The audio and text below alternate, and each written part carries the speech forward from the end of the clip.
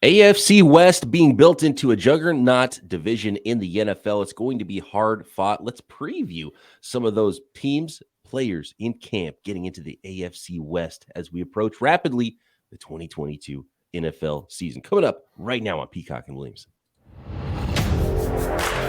You're listening to the Peacock and Williamson NFL Show, your daily podcast on the National Football League, powered by the Locked On Podcast Network.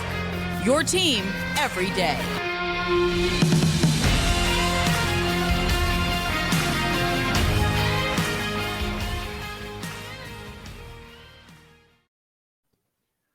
Welcome to the Peacock and Williamson NFL Show. Brian Peacock and Matt Williamson at BD Peacock at Williamson NFL. Thanks for making us your first listen every day here on the Locked On Podcast Network. We're having a great time here as we finish up the off season, and the on season is upon us with teams reporting to camp. We're going to have a ton of storylines as we continue to do these divisional previews and remind ourselves what these teams were in 2021, what they could be in 2022. And we're at the AFC West now, and there's a good chance the Super Bowl champion this year is coming out of this division. It's the best division in the NFL. I think they're going to beat up on each other a little bit. And Matt, let's just start alphabetically here with the Denver Broncos, the team that might have improved the most, maybe in the NFL from a wins and losses perspective, just because of what they did at the quarterback position and what's already on the roster before that with a 7-10 team last year. Yeah, I mean, very interesting team, extremely interesting division, super competitive, all sorts of talent, all sorts of storylines, quarterbacks, pass rushers galore all of a sudden in this division. And Denver's super interesting in that, you know, not just Wilson, but there's a coaching change too. And it's been a really remarkable run of bad quarterbacks since Peyton Manning. I mean, there's some names there you forget, the Osweilers of the world and those type of dudes. So just bringing in Wilson from a leadership, a resume standpoint, let alone what he's going to do on the field, I think has a chance to really, really bear fruit. You know, that side of the ball is the more interesting of the two. And this was a really good defense last year. I mean, only the Bills and Patriots gave up fewer points per game than Denver last year. And we were talking about this a week or two ago with, I think it was a Twitter Tuesday. People were talking about coaching upgrades. I understand that there's, Nathaniel Hackett is promising. This isn't a knock on him, but I think losing Vic Fangio and doing very little to help your defense isn't going to keep this a top unit. The coaching changes could be hugely impactful and maybe not. I mean, Nathaniel Hackett, we just don't know. So we don't know exactly what the schemes are going to look like on offense and defense. We know what the schemes are, quote unquote, but how that's going to come together, we don't know. Does the gain from going from Drew Lock to Russell Wilson, is some of that negated by just, first year head coach and just by some growing pains with a new regime in town there? And are the schemes not like Vic Fangio, like you mentioned, is a great football coach. I mean, he's out of the league right now. He's taking a year off. He's going to get swooped up very quickly next year as a top defensive coordinator and be paid a lot. And he'll probably get hired by a team, one of those like week 18 hires before the season's even over. Like he's going to be the first guy hired, Vic Fangio.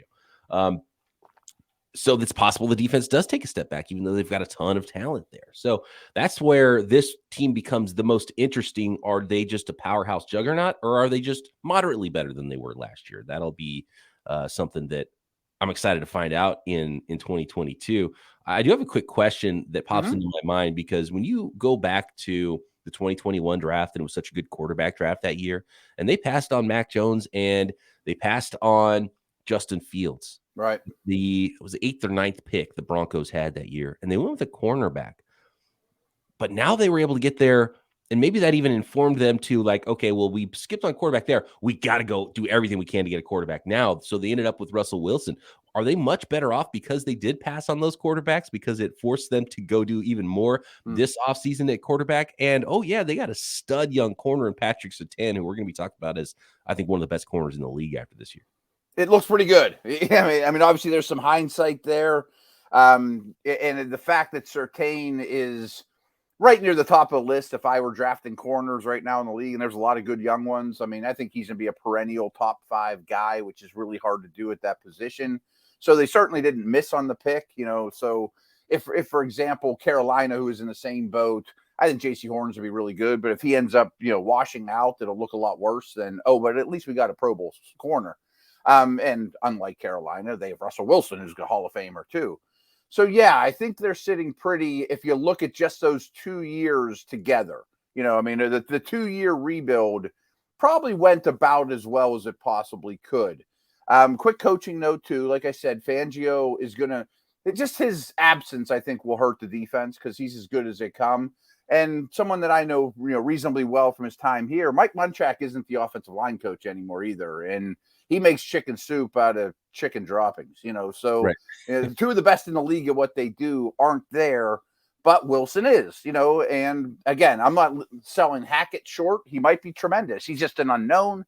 And then my last little nugget here is they ran the ball a very high percentage of the time last year. And obviously Wilson's time in Seattle was run heavier than people would have liked, didn't run as many plays. From what I've been told, and just inferring, it sounds like Hackett is catering this offense to Wilson, which I would imagine means a lot more passing. I would think so. And it's funny because Wilson hasn't been that level of, the Russell Wilson we've come to expect for about a year and a half. Right. But the Russell Wilson Cook first half of the season in 2020, I guess it was, MVP level stuff, cooking, throwing a lot. Yeah. Could they get that and harness that and maybe plug that in with, so many weapons there, three-headed monster receivers, Sutton, Judy, Patrick, and keep that going for a full season. That's what you're hoping you're getting with Russell Wilson. But if you get the Russell Wilson we've seen the last year and a half, and a little bit banged up last year, so there's plenty of reasons why he wasn't playing at as high of a level, then, it could go the other way. But it's got to be exciting for everybody in Denver to have that quarterback and what could be. And then you look at the defensive side of the ball. I do get a little bit worried, and they didn't have Von Miller for the second half of last year either, but Von Miller replaced by Randy Gregory. Bradley Chubb, is he ever going to be that guy we thought he was going to be coming out of college? So that's he's good, not great, right? And he's got to be on the field to even be good. Mm-hmm. So that's a big question for me. Is the front seven? I like what's going on in the back end there, but they got to get some pressure on some of these amazing quarterbacks in the division. Yeah, 100% agree. And I'm not saying they're going to fall off a cliff on defense. I mean, they still have Surtain and Justin Simmons and Chubb and some other dudes, but I just think schematically Fangio gave them an advantage that they probably don't still have. And, I love the Wilson move, but it's been 18 months since he was a star, and we know the league passes people by very quickly. I mean, by all accounts, he's been tremendous in these camps and things, but you'd expect that. I'd be worried if I didn't hear such things. Looking at the breakout stars potentially on this roster, who you watching closely in camp, got to be running back usage, right? We talked with Dwayne McFarland last week, Pro Football Focus, and how much of a stud Javonte Williams could be if he owns the backfield. But they brought back Melvin Gordon, so that's going to cut into a little bit of that. So I'm definitely going to be looking at running back usage. Who's taking the first reps? Does Melvin Gordon walk out there as the veteran taking the first reps in camp?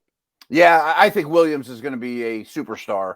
And from a fantasy standpoint, I'm actually a little happy that Gordon re-signed because I think you can get Williams cheaper than you should right now, where I think this staff, again, new staff, and I'm guessing, comes in and looks at these two and says, oh, Javante's 1, Gordon's 2. Just Javante's too good a player not to get the lion's share here for me. A breakout guy for me is Albert O. I think Fant leaving was on purpose to pave the way for him. I know he's fighting an injury, but the receiver no one talks about on his team anymore is KJ Hamler. I still think I still have hope for him.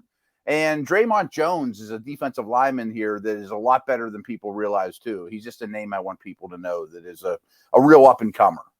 And they did add more to that defensive line as well. DJ Jones actually got quite a bit of money to be that sort of, run stuffing interior defensive lineman.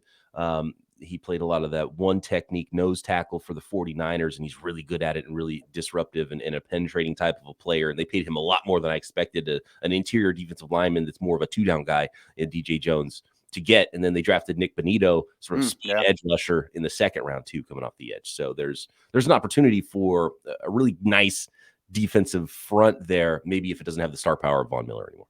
Yeah, I agree. I think they're a pretty quality roster. Linebacker, Jonas Griffith, who was a undrafted free agent a couple years ago. Josie Jewell, the 4th rounder a couple years ago. So that would be, that would be the one area on defense as well. Malik Reed is a guy that was an undrafted free agent that's given them some pressure off the edge. So I don't know. It's an odd team, but it's going to be carried by their secondary on defense and their quarterback on offense. But man, so much talent on offense that this team's got to be really good. This is going to be a really good football team. Maybe takes a couple weeks, but it's not going to take a full season, I think, even though they've got a new coach and a new quarterback in town. No, I have high hopes for this team. I mean, I don't think I'd put them as a tier 1 NFL team, but they would probably be a tier 2. Like, I mean, we'll get to the Chiefs and the Chargers. I think they're still probably slightly above, Denver, and I think Buffalo is as well. Maybe the Rams, Tampa, those type of teams. But they're going to be a blast to watch, and maybe the most interesting team in the league right now. Okay, so maybe some tier 1 teams if the Denver Broncos are not. A little disrespect on the way out the door on the Denver Broncos here. Let's move forward in this one and talk about our friends at Bet Online before we get to the Chargers and Chiefs and the Las Vegas Raiders. Tons of NFL odds already up at Bet Online, the fastest and easiest way to check in on all your betting needs, not just wagering, but news as well at betonline.net. Find all your favorite sports and events at the #1 online source for odds, lines, and games. Of course, NFL. Tons of odds where they've got sacks. I just saw their latest opening lines for player sacks this year. If I could find it, and I lost it already, but I know that there is some lines for Randy Gregory's sack numbers that you can bet on right now. You can bet on the Denver Broncos to win the Super Bowl. You can bet on Russell Wilson to get that MVP if you want. You can bet on tons of lines and odds at Bet Online for the NFL, but not just NFL. Tons of Major League Baseball all summer long, getting into the second half post All-Star game there. NBA, NHL, combat sports, esports, live in-game betting, even Vegas casino games as well at Bet Online. So get over to the website today. Use the desktop or mobile device to learn more about the trends and action at Bet Online, where the game starts. Thanks again, everybody, for making Peacock Williamson your first listen here on the Locked On Podcast Network, your team every day. Coming at you every day. It is what we do. Next up on our list of AFC West teams is the Kansas City Chiefs. They were 12-5 last year. They won the division. They've owned this division since before Patrick Mahomes really was here, right? They were a playoff team with Alex Smith. Yeah, right. So this is a good football team. They're well coached. Andy Reid. They lost some pieces, though. This is a retooling with their star quarterback. And I find it fascinating. And we're seeing this happen with a lot of teams in the NFL because you start paying your quarterback a crazy amount of money. It's hard to pay everybody else. And we've seen that first big shoe drop there in Las Vegas, moving on from, a guy who's getting into the 30s of his career in Tyreek Hill. They trade him away, and they're adding more and more pieces, and it's looking like they're trying to get better at throwing the ball short because teams are trying to take away the deep ball from Patrick Mahomes. So it's going to be a new era of Kansas City Chiefs football this year, but you can't expect them to be worse, right? So it's like, are they just a different looking 12-5 team? Do they fall back a game? Are they 11-6 team now, or did they fall back just enough with these other teams getting better in the division that this is just going to be such a fun race down the stretch? And it's going to be a 4-way tie at the top at the end of the year. I just think they'll be different. And I kind of want to start with defense, because everyone was talking about offense with the Tyreek trade, of course. And I do think they'll look different there as well. But I think the defense is really interesting because they had a lot of takeaways, but very few sacks. And the chances of that keeping up, taking the ball away that high is probably slim. They need reinforcements on that side of the ball, and they attacked it. They went and got Justin Reed in free agency, and then they had all those early picks on the first 2 days of the draft after the Hill trade. And with the exception of Sky Moore, they were all on defense. McDuffie, Karlaftis, Chenal, Cook, Josh Williams, so they added a ton of youth all over the defense. And I think, again, they're going to play a little different. I don't say there was a blueprint, but, Pat Mahomes' average depth of target dropped dramatically last year because everyone's, system for playing the Chiefs was, I can't get beat over the top. I'm going to force Mahomes to nickel and dime me. And as great as he is, he showed some immaturity where Brady would just paper cut you to death. Mahomes didn't, and I think they're going to run the football a little bit more because the strength of the offense now, to me, isn't the weapons, it's the offensive line. Mahomes remains the strength, of course. And maybe they'll run the ball 3 or 4% and more, a little bit more, and spread it around as opposed to every team knowing, I know where the ball's going. Our checkers are better than yours. Try to stop Kelsey, Hill, and Mahomes. Now I think we're just going to take what you give us.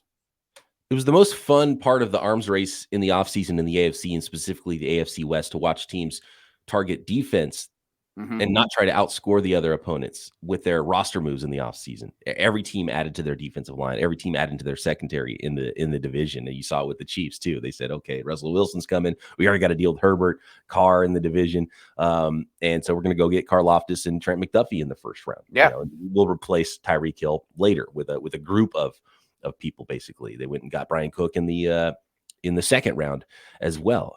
Joshua Williams, the small school corner, in the fourth round. So they targeted the defense a ton in this. Trent McDuffie is going to be a fun one for me. Is he playing outside or is he playing nickel? Because nickel's pretty darn important in the NFL anyway. But you look at this division, you go against the Raiders, you've got Renfro. You got Keenan Renfro and Allen. then maybe Waller you might have to cover, moving guys around if they move Davante Adams around there. So that's pretty important. Keenan Allen, right, with the Chargers, been one of the best slot receivers in the league for a long time. Jerry Jeudy or whoever ends up, Hamler, very different styles of players there that could be in the slot for the Denver Broncos too. That might even be Tim Patrick from what I'm hearing, a big power slot. Okay, so they're That's going a big possibility. Yeah. All right. I like that too. Yeah, I do too. I think that's a good look for them. Yeah, especially if he ends up being the number 3, which he probably will be. Right. Jeudy and Cortland Sutton, you leave them on the outside, bring in a big slot. But all these teams move guys around so much. Orlando Brown on the franchise tag. Do we know how that's going to end? Is that have we heard anything with camp? And because I'm a little bit worried about that one. He's a really good player, but they got to get him in camp.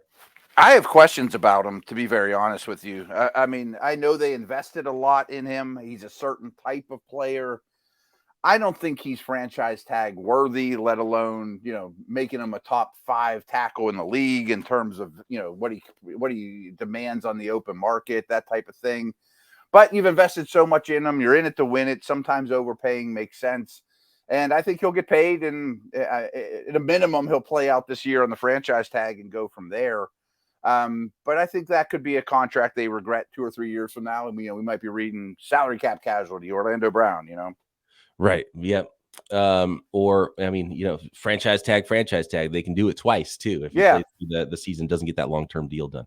So that's definitely something to monitor there long-term.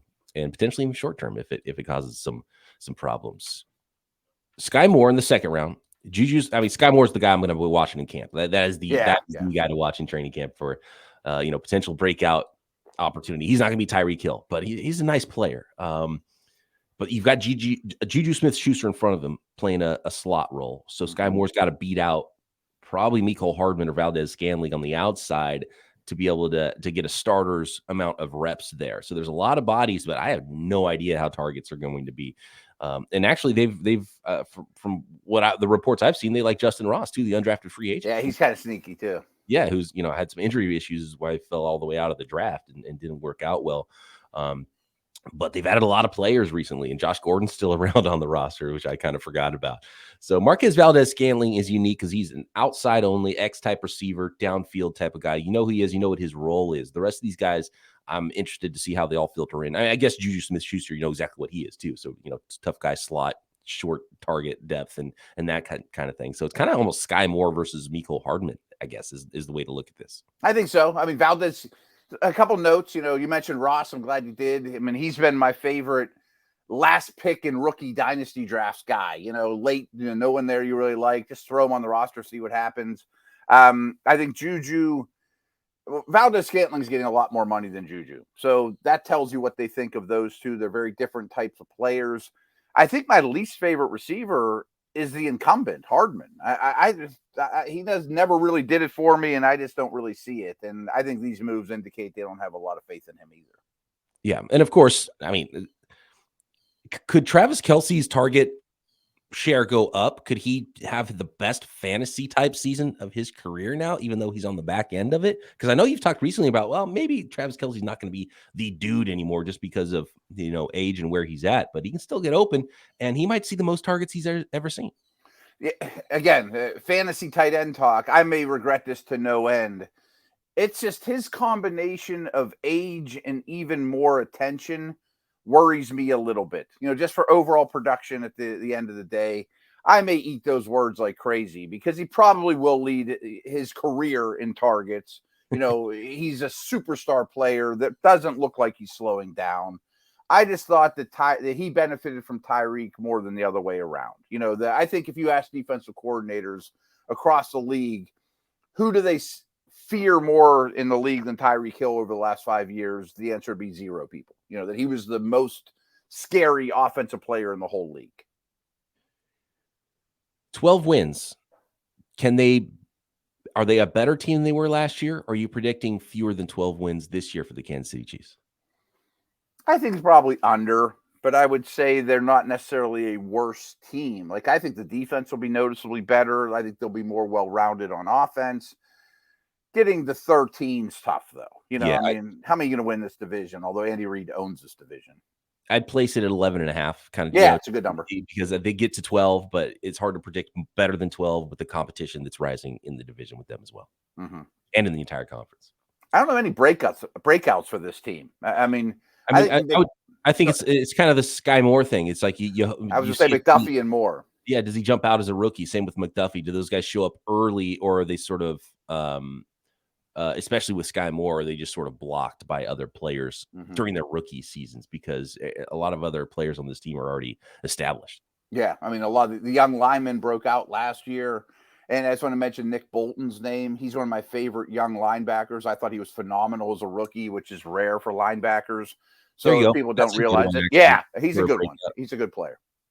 And a lot of times the national breakout is later than the local breakout. Exactly. Like, you already know Nick Bolton's going to be good, but yeah. But now maybe everyone will catch on, Okay, cool. Let's move on. We've still got the Las Vegas Raiders and the Los Angeles Chargers to cover here in the AFC West. A couple of really fun teams. I love this division so much. You know what else I love, Matt? What's that? Built Bars. The Built Bars. I love the Built Bars. I love the substance Built Bars. My favorite. I like the peanut butter Built Bars, but there's tons of good flavors. There's the classic Built Bars that I like. There's the Puffs that I think the Williamson family likes a lot. I know my guy Eric Crocker, the co-host of Locked On 49ers, he is all about the Puff bars.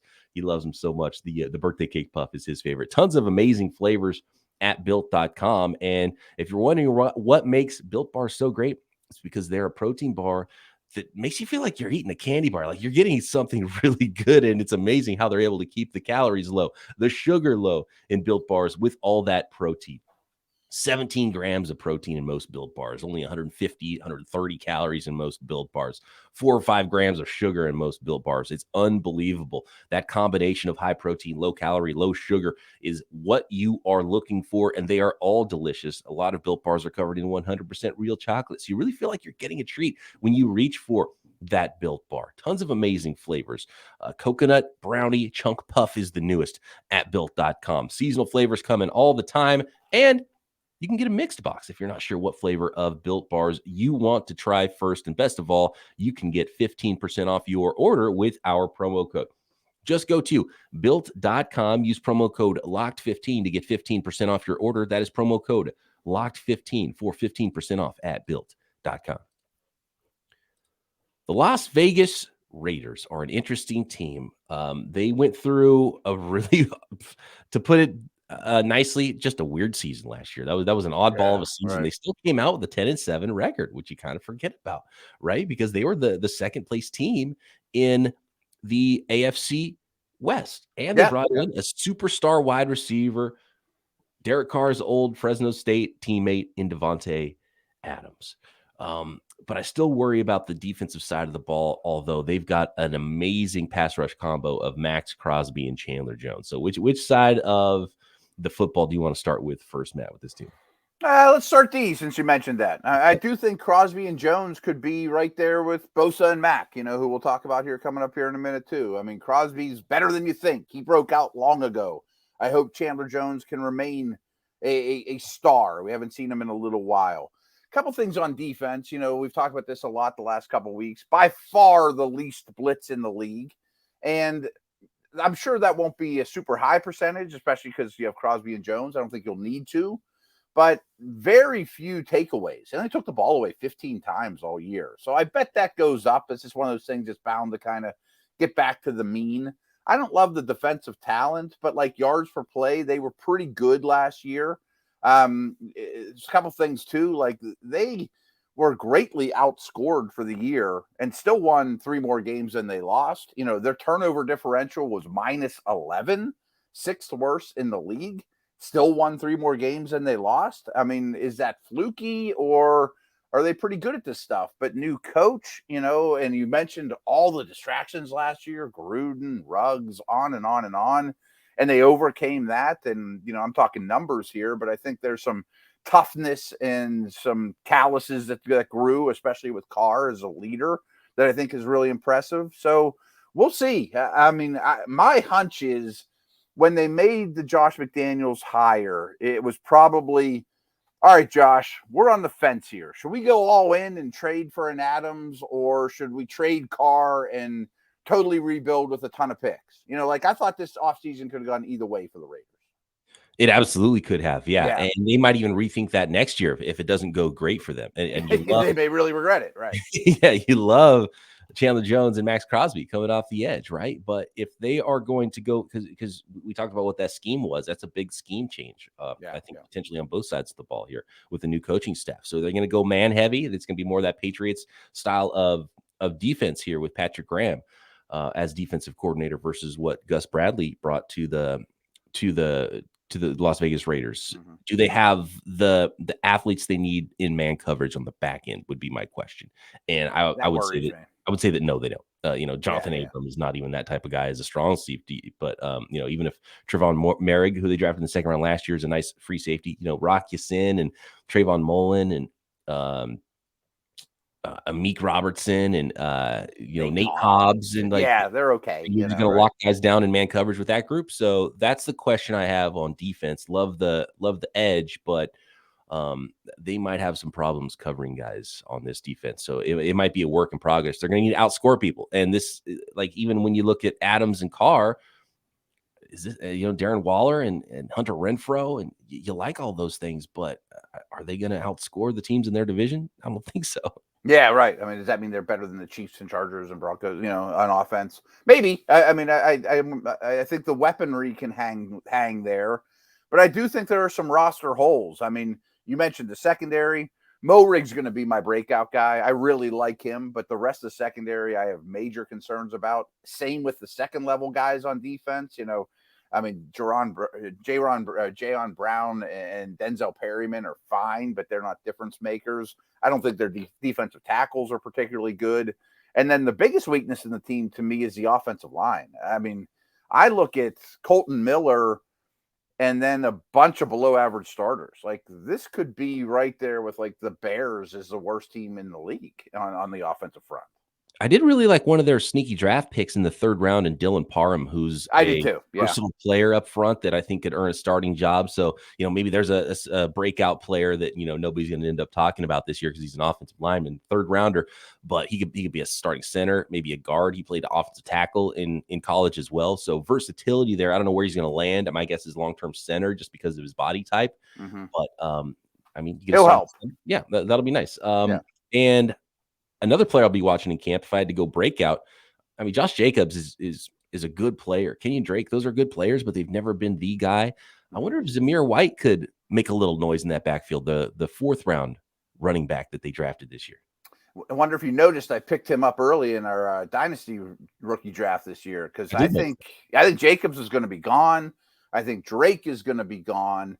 White's a former 5-star type dude. And, if Cook wasn't there, maybe he would have got more total usage and got drafted even a little higher.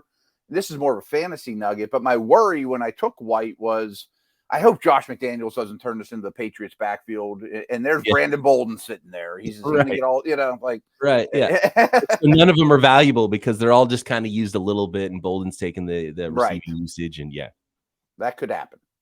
That absolutely could happen. I'm not high on the Raiders, to be honest with you. They worry me.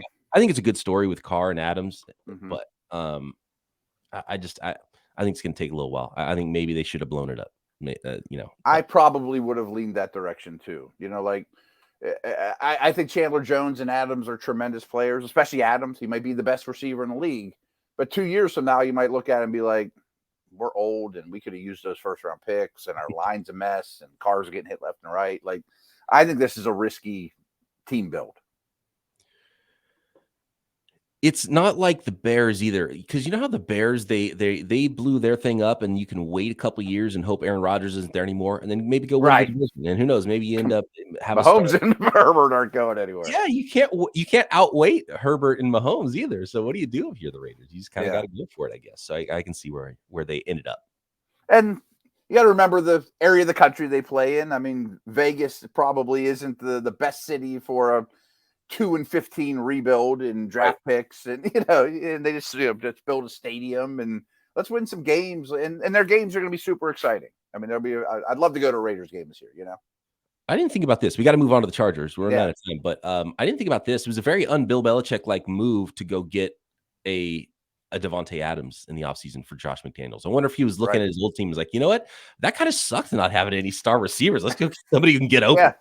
It's not like the Randy Moss trade. I mean, I'm pretty certain the Patriots gave a 5th round pick for Randy Moss. I mean, this is going all in on the top guy. He better hit. I mean, that's all I'm saying. Like, I love Davante Adams. Right now, I'd probably say he's the best receiver in football. He better be the best receiver in football, though. Like, when you're already at your ceiling, there's no more room for progress, And I do like that if teams put a lot of focus on him, they have weapons, especially in the middle of the field with Waller and Renfro to take some pressure off. And so teams might have to back off and have people over the middle of the field, not be able to just, bracket Davante Adams all day or anything like that. Yeah, like for my fantasy receiver ranks, I can promise you I'll own a lot more shares of Renfro than Adams for where those guys are going in drafts. If the Denver Broncos weren't the most improved team because of adding that quarterback from last year to this year, it might be the Los Angeles Chargers because of what they added to their football team this offseason, the most active team in the free agency trade market in the winter and the spring. They were only a 9-8 team last year. So they do have a ways to go own this division if that's the goal. But I think they would have been better even if they ran the whole thing back, just with another year of Herbert's development, another year under a young head coach's belt, right? I think they would have been better anyway, and they added a bunch of talent. So this team could be scary. How much better than their 9-8 record do you project them to be this year is the question. Noticeably, I mean, they were 5th best in the league in terms of offensive yards per play, and they're basically running it back, but they're going to throw in Zion Johnson, who I think is plug and play as rookie as there is in the league. And one of my favorite guys is my sneaky tight end that never quite works out, but I still take shots on him, is Gerald Everett. I think that's an upgrade too. So I expect the offense to be even better. I expect Herbert to be even better. I expect the head coach Staley to be a better head coach in his second season. Nobody talks about rookie head coaches like they do rookie quarterbacks. Like Zach Wilson and Trevor Lawrence and Fields and those guys get a pass. But being a rookie head coach is just as hard as being a rookie, quarterback. I mean, that's a hard gig. No, no. And if you're, so a first-time head coach, even if you got the coaching part down, it's the administrative stuff and the time it takes away. So there's a lot to learn and figure out, like how you are, how the setup is on game day when you're deciding things and when the clock is running down and you got to pick a play. Are you going for it? Are you not? Like all these things you can just get so much better at going into year 2, I'm sure. Absolutely. You just understand the pace of the game. It's a different job. I mean, if you're a great coordinator, that's fine, but then you don't have a press conference afterwards, a bunch of microphones in your face and, organizing the whole team and the CEO aspects of it. And everyone harps on Staley, he went for it way too much on 4th down. Well, that's not going to change. I mean, that's a fundamental belief he has maybe he'll reel it in a little bit and be a little bit better situationally. But he was also kind of unlucky with that. I mean, Right. if he does the exact same thing, he probably would have a better hit percentage. You know, he kind of got the short end of the stick there, but that's not going to change. And they got the quarterback to do it. They have the O-line to do it, the weapons to do it. Fine. Their run defense is awful, and that's kind of by design. You know, they are much more pass, defense worried than they are running the ball, stopping the run. But they go get Sebastian Joseph Day and Austin Johnson. They're addressing it. Khalil Mack will set the edge. Most of their additions were on defense. And Bosa's a power player as well as a pass rusher too, so they'll be able to set the edge just fine. And they drafted Ken Murray a couple years ago in the first round, so they've got some players to stop the run. I think they'll be better at it, and I think they did improve a little bit last year, just better at run fits. And so I think that's not as big of a problem as it kind of looked for most of last year, and they did address that a little bit as well. So, and then obviously got even better on the back end too, adding J.C. Jackson to what they already had, and Asante Samuel, their second round pick from last year, now goes into his sophomore year with, of course, Derwin James and Adderley at safety. So, just you got to love that combination of players with coverage ability plus pass rush with Mack and Bosa. That's scary for teams, even if they don't improve with run defense. Yeah, exactly. And they got edge and they got secondary, and Derwin is a star in the middle of the field or wherever you want to use him as a joker or whatever. I'm glad you mentioned the secondary. And I know this isn't a Staley defensive belief, but with the secondary they have, they can put Derwin in the box a little bit more or play a little bit heavier at the line of scrimmage if they are getting gashed by a really good run team. If they play the Ravens one week or some team like that, or the Browns that really is going to dedicate themselves to running the ball. I really like where this team's at. I mean, the thing is, though, and this goes back almost since this team was created, there's always something missing. Dan Fouts and Phillip Rivers were always close, but the special teams was the worst in the league that year, or the defense didn't hold up, or, this team shouldn't have missed the playoffs last year.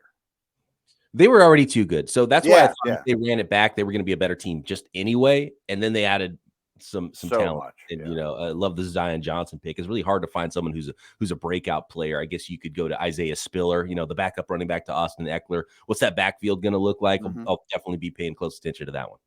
I don't love Spiller, as a prospect. I mean, part of it's because he tested poorly, and I shouldn't hold that against him. It's not that big a deal for backs, but they've been looking in the mid rounds forever for this guy. Justin Jackson, Larry Roundtree, Josh Kelly. I think Spiller at least solves that problem as the true number 2 complement to Eckler. Gerald Everett's my breakout. I know he's been in the league forever, but I love that guy. The late post-type sleeper. Exactly. There's a good one. Yeah, exactly. I actually do have a little bit of question at wide receiver. Joshua Palmer needs to step up and be a big number 3 for them, right? Because you know what it's going to look like with Mike Williams as the downfield guy, and I think I like how they started utilizing him a little bit more as a 3-level player than just we're going to throw it up deep to Mike Williams and let him go get it. Absolutely. Keenan Allen's been that guy that is uncoverable with his 2-way go coming out of the slot. So we know what that's going to look like when they go 3 wide. But who's the other receiver going to be? Is it Joshua Palmer, the 3rd rounder from last year? I wasn't really big on him, but Allen's had some injuries throughout his career. Does he slow down? He's in his 30s, right? Mike Williams has had some injuries in his career. They need a guy that can be legitimate as a threat there. They have DeAndre Carter's more of a return guy. Jalen Guyton, there's not much there for players that if there's some injuries, who's the guy I'm afraid of that you're going to, torch teams with. So Joshua Palmer, it's a big year for him. I'll be watching him. I don't know if I'm going to, predict him as a breakout, because if everyone's healthy, I think he'll be, 4th at best, probably 5th, because of Eckler and the running backs on the target share list. But they might need him to step up, and can he do it? So I'll be watching him in camp. Good call. I think I like Palmer coming out of school but more than you do by the sounds of it. But I also worry. I mean, I think this is Allen's 10th year in the league. I mean, is the step back coming? I think it has to be coming soon. He's a tremendous player, and he's a great route runner, but he wasn't the most explosive guy to begin with. I know they didn't have a 2nd-round pick because of the Khalil Mack trade, so that probably prohibited them from doing this. But I thought they might, if Treylon Burks was there, or, I thought they might just roll the dice on a big Olave falls to him, or something like that. I thought they may have gone receiver right off the bat. I thought that'll be next year.